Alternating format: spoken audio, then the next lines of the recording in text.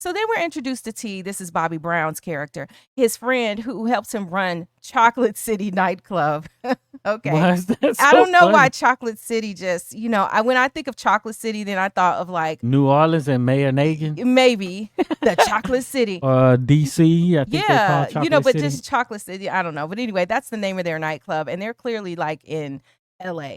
So Smitty is the owner of the nightclub, and Smitty says that he's thinking about taking on some partners that he could trust with his money. And of course, he's looking to the younger generation, which would be T and Darnell, because they're doing good getting people in. I guess they're doing good on the marketing or whatever, because it's kind of like not exactly clear what their jobs are. Are they just the managers? They run the club, but run can, I put that in air quotes, run could mean a lot of things. Yeah, I So think they do maybe the marketing and stuff because they're always trying to get people out there, and then they're greeting all the customers and stuff. But I don't know, they didn't really show much of the back end of that. But I'm just gonna say, yeah, they were helping to manage the place. yes. So Darnell and T, they see Lynn Whitfield's character Brandy Webb on the street. And so the first thing is, because T is so bold, he first tries to go up and talk to her, and she rejects him for calling her baby, because he's like, hey baby, da da da da da. And she's just like, yeah, get out my face. And so then Martin swoops in and tries to charm her, and she seems like this kind of high class snob, just at first glance, with this driver. And so he gives his card from the club to her, like, hey, stop by or whatever, because he's interested. So we later see him with his mother, who's played by Della Reese, his mother, Mrs. Wright. And so she is this stereotypical grandmotherly type of figure, because Yeah, she's cooking and singing she's gospel. cooking and stuff, and then here he comes. He putting money in her purse, right? Yeah. And she catches him, and you like, I don't need your money. I don't need you to be putting money in my purse. My Social Security check is just It's enough. just enough. So yeah. So, but you could see. So it's like clear he is there.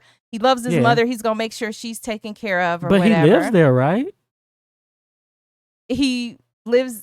Yeah. his He mama. lives with his mama still. Yeah. So I guess the bills ain't that high. I know. And he 'Cause she should said be we okay. contributing. Yeah. He should be contributing. Why? When she what? We already there?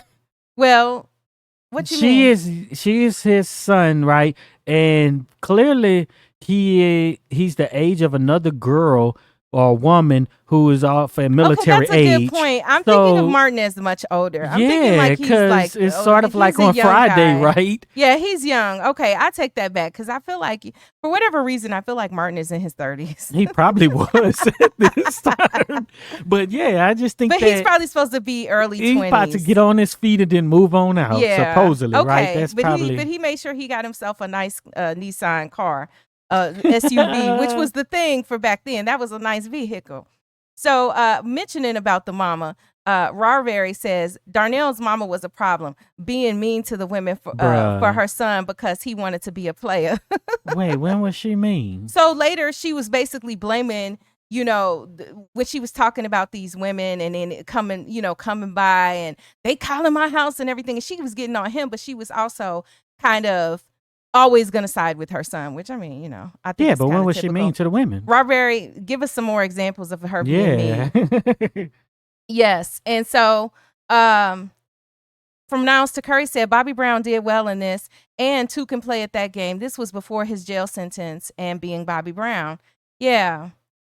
I don't think he did bad, but then I also don't think his role required a whole lot, just go in and just try to seem natural, being somebody maybe a little similar to yourself, so Steven says that I don't think he lives with his mom because she asked him why did he give the girls his number. Well, maybe because he had a cell number. Yeah, I don't know, but they never show his home or nothing.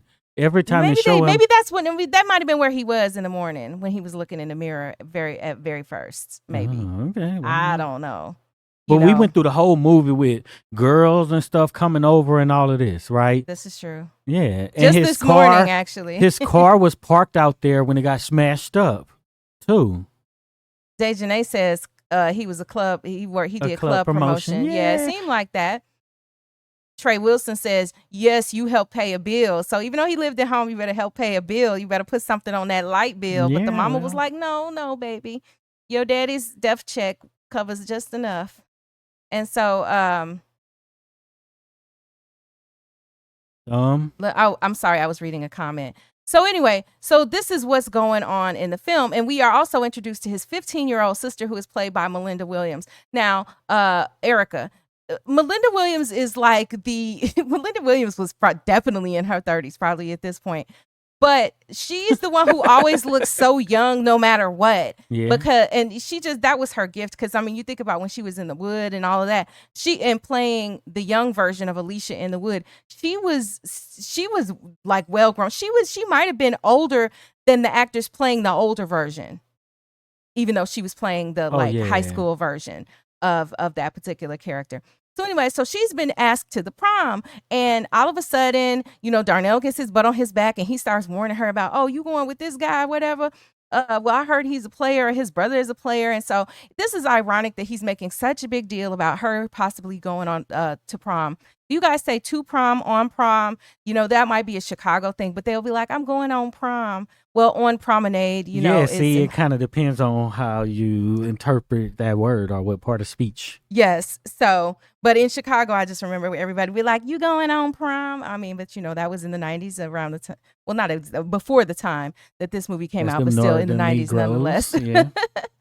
And so, but this is ironic because he's like a total womanizer, but he's worried about his sister. He don't want nobody to do his sister wrong, but he out there doing other people's sisters wrong. And the mother points this out.